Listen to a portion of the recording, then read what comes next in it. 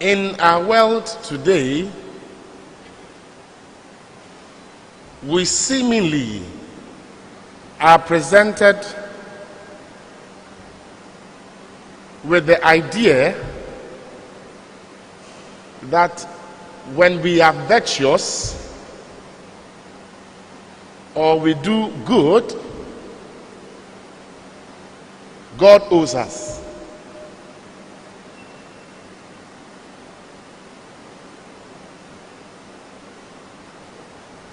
We should be praised because that which is normal has become abnormal, and the abnormal has become normal. And that is why today Jesus reminds us that, remember, when you have done what you have been commanded to do, some texts will say we are useless servants. This says we are unprofitable. We have just done what we are supposed to do. If you're a parent and you love your children, you love your wife, don't tell your wife, you are even lucky you married me. You were a servant. That is what you have been commanded to do. That is virtue. You should be happy that you are doing the right thing. Even if nobody else is doing same, you should be happy you are doing the right thing. Why? Because you are a servant of God. You have come to understand that you are a servant of God and you must do what God has commanded you to do. If you're a wife, same. If you're a child, same. You are in your office, wherever you find yourself, in the church. I can't tell you, look at how I'm laboring for you. I have no wife. Who am I? Who am I, Father Kujo? Who am I? If not a servant of God. And that is why we cannot be arrogant. We cannot think that God owes us because we have done the right thing. It is for our good. It is for our own salvation. And that is why in this world that presents us with all sorts of ideologies, it is important for you to have sound doctrine. Sound doctrine. You must sit down and analyze. Look at what God has asked you to do. And that is why even for you Catholics, you know, we are even blessed. The church will set down the pace for us. Our church fathers who have lived many, many years before us, the councils of the church, ecumenical councils, have put down things for us to follow. Are we not blessed? The ideas in this world, secularism, where we have taken capitalism to, how we are destroying the environment. You question which part of which facet of humanity that the church has not written on. The popes have not given a document. Everything.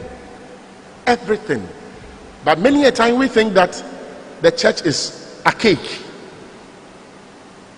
This sound doctrine there, no, it's not even sound. Why? Because that which is sound, as I said, that the sound doctrine, the world makes it look like it is abnormal doctrine, and the abnormal one rather looks normal. Yes. And St. Paul would advise the older persons. If yesterday we heard that from the bishop and we thought that, oh, this is just for bishops, today he comes to us, the lay faithful, older men, temperate, dignified, self-controlled, sound in faith, love, endurance. Older women, he continues, reverent in behavior, not slanderous, addicted to drinks, Teach what is good. Train younger women. And last Sunday when I preached, I said I preached for almost 30 minutes. But the part they took was when I spoke about women in the church. St. Teresa, Christian mothers advising young ladies even on how to dress to church. Be here today. Older women, teach what is good. Train younger women. And that is why younger ladies must avail themselves for our mothers to train them. Same with younger men. Let your fathers train you. Love their husbands and children. Self-controlled, chaste, good homemakers. As we say, women always have a first, married women, you always have a firstborn. The firstborn is your own husband. And the way men will behave, you can't understand us. Behave like babies sometimes. That is why women say, be good homemakers. I know, sometimes you tell your husband, put your shoe here. Within 5 seconds, the one is in the bathroom, the other one in the hall. It will be well. We will change. It is not easy. But that is why you are home. Paul says, you are a homemaker. There's order. Women, you are blessed though. You are blessed. It is God who made you so special. You know. And it continues and continues. And it comes to the younger men. Control yourselves. Now, licentiousness, anything. Younger men and women of today, anything goes. Shisha, somebody's nose is more than a train. You say, hey, now where are we going to? Where are we going? Control yourself. My dear brother, sister, you think you are a guy. This is your time. Oh. You don't see the pictures of our mothers and fathers. When you see our mothers, short, those days, short dress, they used to go for dance. Our fathers, Tunabu. Now they are praying. Take your time. Take your time. You know you have arrived. You have finished university. You have finished service. Take your time. You have received your first salary. Take your time. Look at your parents. If your parents tell you their stories, how some of them traveled outside the country, they worked, they had 2 jobs, 3 jobs, they saved money. Sometimes you see people in Land Cruiser, Ben say, hey, you think it's easy? If you know what they went through years ago, you would have changed your life. So if you are blessed, 24, 25, you are still staying in your father's house. You eat free, electricity free, water free. Take your time. Rather save. Buy land, build some 2-bedroom. Think, my dear brother, my dear sister. Think. Don't just. I'm not saying don't eat pizza, but don't just be wasting money. Take your time. You want to show somebody you're a guy? No.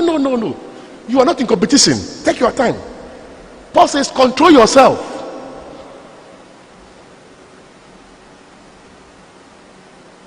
Showing yourself as a model of good deeds in every respect. A young person, a model. Can you imagine? So that you were a model in the church.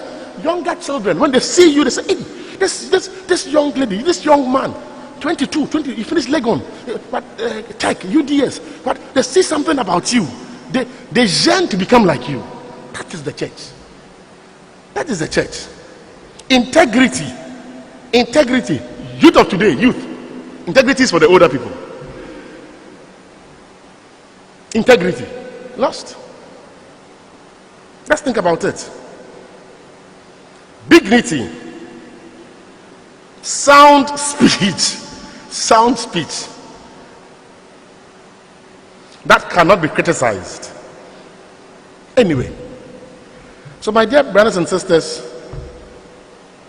the ball is in our court.